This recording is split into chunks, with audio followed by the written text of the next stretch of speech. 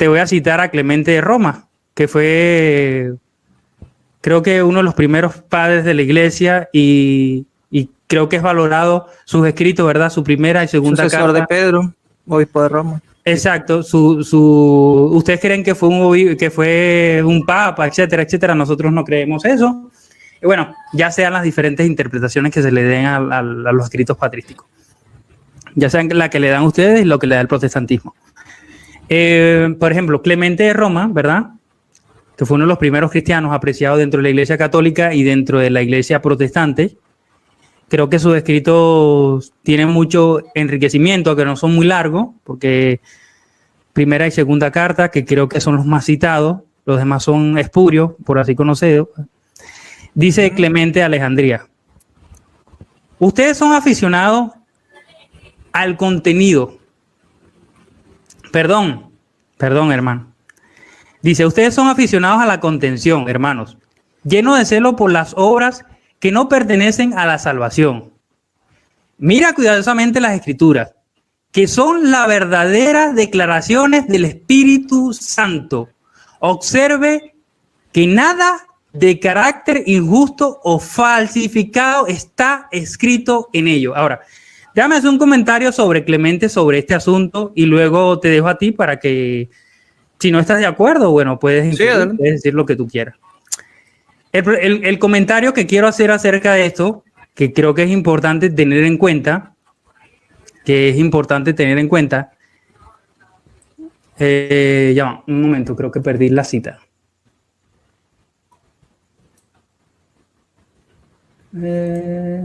Aquí está. Aquí está. Sí, aquí está. Dice Clemente, en primera de Clemente 41, del 1 al 3, dice, hermanos, lleno del celo de las cosas que no pertenecen a la salvación. O sea, había cosas que no pertenecían a la salvación y muchas personas discutían, como hacen muchos protestantes, que si uso pantalón, que si uso maquillaje, que si uso esto, que si aquello, que si las mujeres pueden ser pastoras, que no, que son cosas que no vemos ningún grado de salvación en todas esas cosas. Ahora, muchas personas lo consideran importante, etcétera. Yo no, y creo que la mayor parte de las iglesias históricas no lo consideran importante. Ahora, dice, mira cuidadosamente en las escrituras, que son las verdaderas declaraciones del Espíritu Santo. Ahora, aquí es algo muy importante. Si el propio Clemente está diciendo que son las verdaderas declaraciones, las escrituras, las verdaderas declaraciones del Espíritu Santo, son las verdaderas declaraciones del Espíritu Santo, nosotros deducimos de que no pueden haber más verdaderas declaraciones del Espíritu Santo aparte de lo que se escribió. ¿Me explico? Es lo que nosotros tenemos por entendido. Entonces, ¿qué nosotros creemos que es la tradición apostólica? La tradición apostólica es lo que los apóstoles predicaron en público y previamente se escribió después. Es lo que nosotros tenemos entendido. Entonces, aquí Clemente de Roma está haciendo alusión a un pasaje y dice que son las verdaderas declaraciones. Ahora, si son las verdaderas declaraciones, supongo y entiendo por mi razonamiento finito y lo que he entendido, de que no pueden haber más verdaderas declaraciones del Espíritu Santo, sino que esas son las verdaderas declaraciones. ¿Me explico? Ahí llego. Ok. Bueno, realmente yo creo que va a pasar lo mismo con cada texto, ¿no? O sea, tú vas a citar textos que hablan de la autoridad de la Escritura, de la inspiración de la Escritura, pero no de la suficiencia de la Escritura. Ahí está hablando de la suficiencia, son las verdaderas declaraciones del Espíritu Santo. Dice suficiencia, dice suficiente. Te explico. Vamos 5 personas a un lugar. Esas 5 personas dicen que son verdaderos chefs profesionales. Pero hay uno solo, que es el verdadero chef profesional. Todos hacen las cosas de manera casi idéntica. Pero el público tiene que decir, mira, esa persona es, esa no es, etcétera, y escoger. Escogen al final, y al final van a escoger cuál es el verdadero. O no van a escoger cuál es el verdadero. Entonces, por esa razón es que es la verdadera palabra de Dios inspirada por el Espíritu Santo. La Escritura. ¿O no? Ajá. Pero si yo te demuestro que el mismo Clemente hablaba por medio del Espíritu Santo, ¿qué vas a pensar tú? ¿Cómo? Si yo te demuestro que el mismo Papa Clemente habló y dijo que era por medio del Espíritu Santo todo lo que decía, ¿qué vas a pensar tú? ¿Qué vas a demostrar que dijo sobre el Espíritu Santo? ¿Sí? Ahora, el mismo Clemente cuando escribe dice que por medio del Espíritu Santo, o sea, ¿el Espíritu Santo habla la verdad o no habla la verdad? La pregunta que yo te hago, lo que quiero entenderte, quiero ver y quiero entenderte, porque sería importante entenderte es.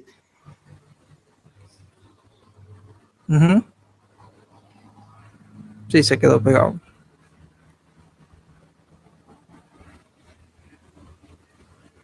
No entiendo, o hablaba infaliblemente.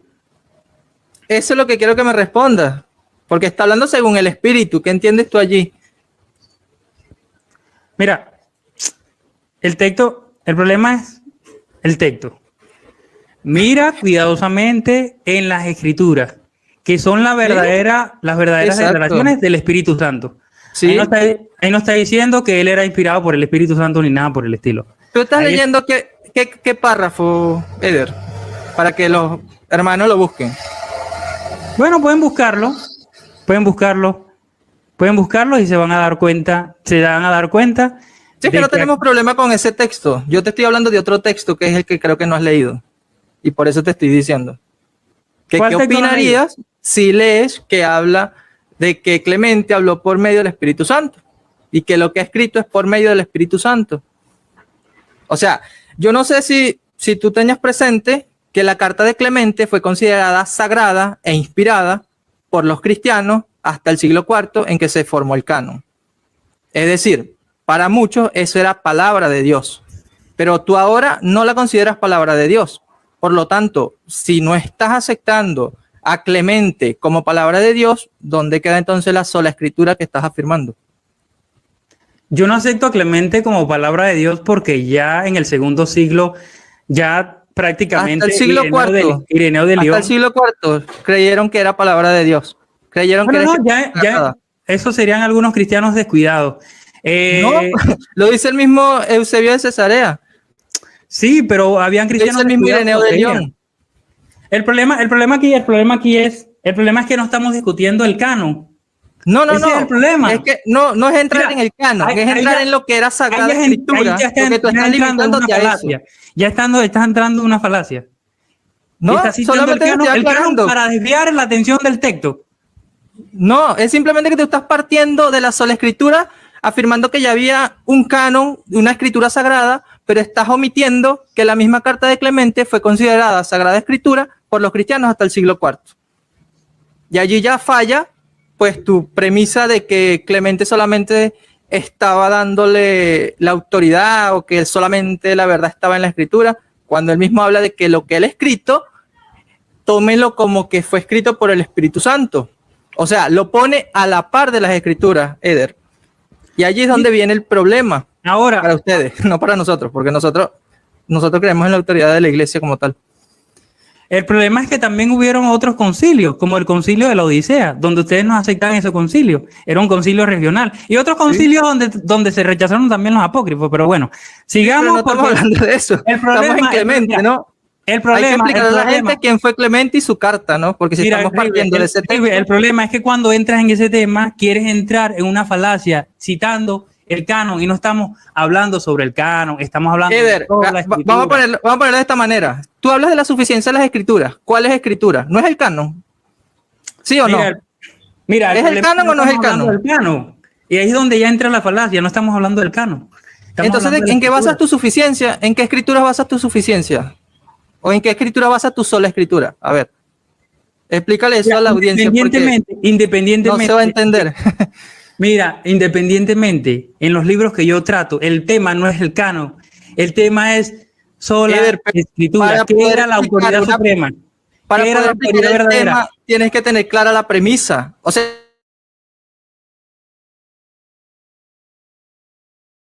solamente esa escritura es la que tenemos que basarnos. Si tú no le dejas claro eso a la audiencia, pues no vas a poder partir. Bueno, te explico.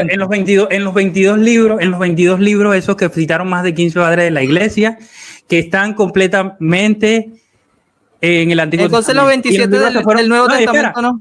Y en los libros que fueron, y aún en el siglo II ya se redacta completamente una lista completa, prácticamente de Irineo de León la cita completamente todos esos libros. Entonces, algo que ya deberías entender. Ya la Escritura decía, ¿qué sucede? Que la iglesia simplemente reconoció esos libros. Ahora, ¿eso quiere decir que la iglesia dictó autoritariamente que esos libros eran los libros? Bueno, eso es otro tema que se trata sobre el canon. Por eso te digo, ya existen las Escrituras.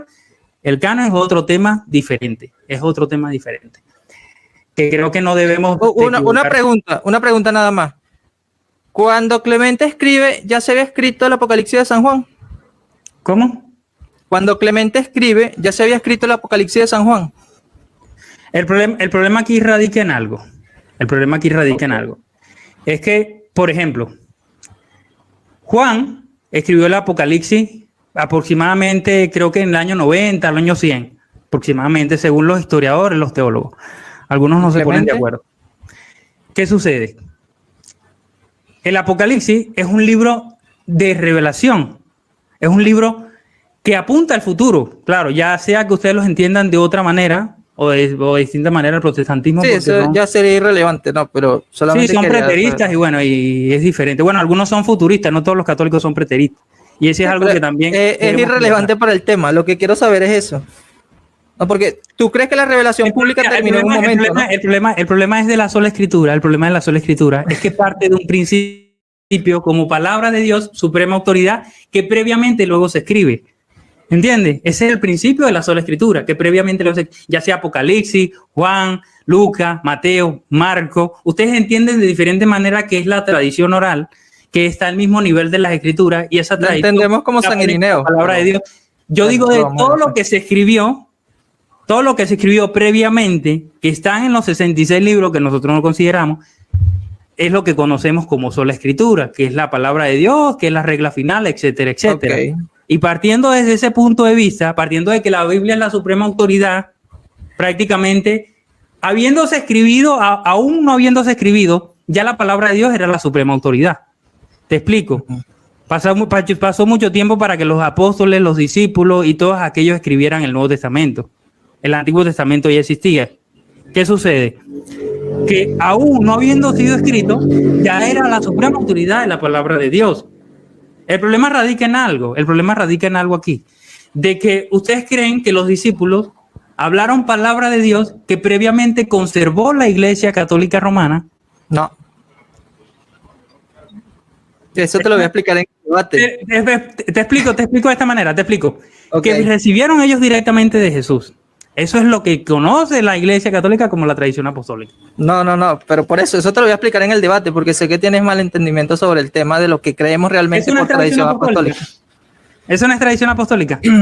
No, pero te lo voy a explicar en el debate. Ahora quiero que continuemos con esto. Solamente que quería aclarar lo de Clemente, ¿no? Porque Clemente escribió en el mismo periodo en que todavía estaba la revelación pública de Dios.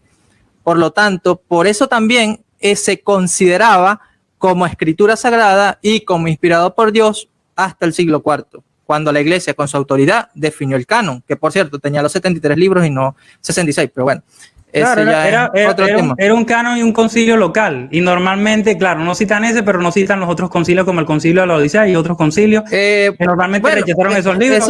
Ese ya sería otro tema, pero el concilio de la Odisea no toca el tema. Por eso te digo, no estés usando falacia.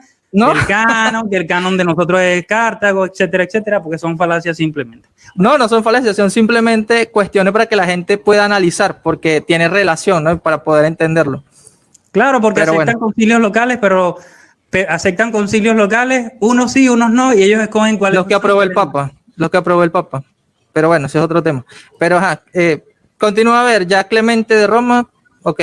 Si vamos a pasar a Clemente de Roma porque tu entendimiento es diferente al mío.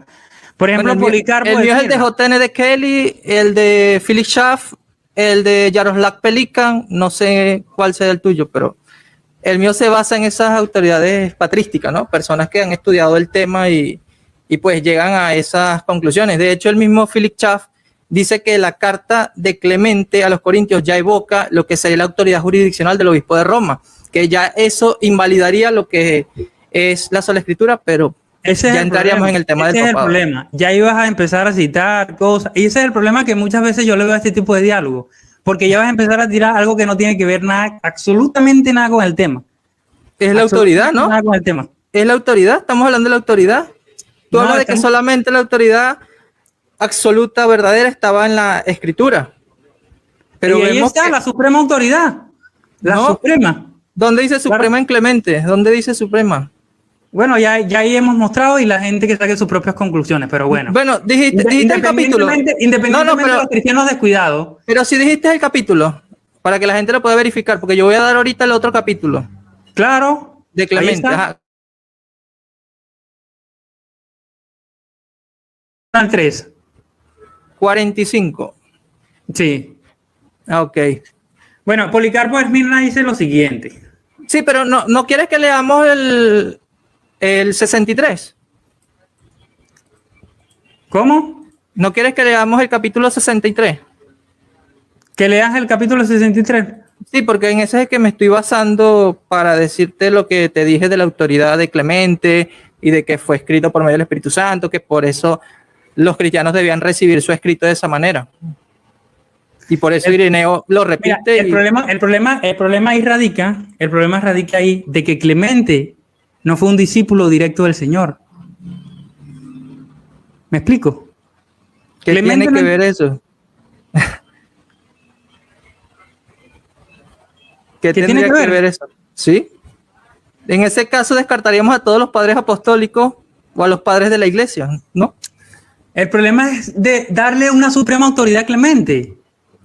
No es suprema autoridad, es autoridad. Esa es la diferencia. Eder, tú estás hablando de una suprema autoridad para la Biblia que Clemente no habla, sino que Clemente pone hasta su mismo escrito a la par de los escritos de Pablo, de los escritos inspirados, de los escritos guiados por el Espíritu Santo. Sí, ese es el meollo del asunto. Ajá, si Clemente lo puso, entonces aceptas Clemente, primera de Clemente, como vamos a poner que lo puso. Léelo para ver, léelo. Ok, Léelo. bien. Dice el capítulo 63.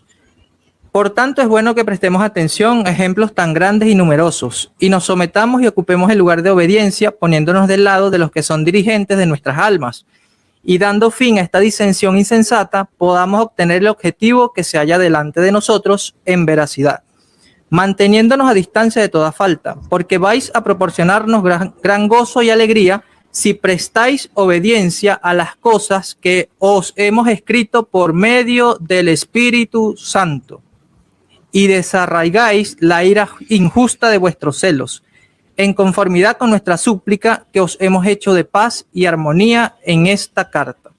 Y también os hemos enviado a hombres fieles y prudentes que han estado en medio de nosotros desde su juventud a la ancianidad, de modo intachable, los cuales serán testigos entre vosotros y nosotros. Y esto lo hemos hecho para que sepáis que nosotros hemos tenido y aún tenemos el anhelo ferviente de que haya pronto la paz entre vosotros. Y otra cosa, Clemente también, y lo menciono porque tú en un video dijiste que los padres apostólicos no usaron la palabra tradición. Bueno, no sé si tú lo revisaste en griego, pero sí, Clemente usa paradosis también para hablar de la tradición. Pero bueno, solamente... ¿En qué parte usa Clemente la tradición? Déjame ver que eso lo tengo apuntados para el debate de... En 7, párrafo 7, o capítulo 7, ¿no? Pero bueno, la tradición como tal de eso te lo voy a explicar más en el debate, ¿no? No, pero ven acá, yo no dije que Clemente no dijo la palabra tradición, ahí te equivocas. Me parece que tú dices que todos los padres apostólicos no usan la palabra tradición en el video que hiciste a Santiago. Primero, bueno, si me equivoco, pues estás equivocado. Okay, si me equivoco, lo corrijo. Te voy a corregir. Yo no dije que Clemente lo usó una sola vez. Ahora, esas tradiciones no tenían que ver nada con todo. No, solamente está hablando de la palabra tradición. Eso es lo único que puedo decirte, así que te equivocaste. Ok, pero bueno, no hay problema. Ya me quedan como 20 minutos, de verdad, mi esposa me está esperando y bueno, pero por eso te digo, nos quedamos mucho en esta parte. Pero si quieres lo retomamos en otra oportunidad, no hay problema. Yo sé que la gente va a estar encantada de seguir escuchando. Sí, el problema es que, como te digo, no me inmiscuyo muchas veces en este tipo de diálogos porque no los veo tan productivos como es un debate donde cada quien plantea desde su punto de vista y desarrolla un poco más extensa su posición y su opinión, ¿entiendes? Ya es hora de preguntárselo a la audiencia, ¿no? Yo creo que a muchos les gusta más esto, pero es cuestión de cada quien, ¿no? Gusto de cada quien. Claro, sí, es cuestión de cada quien.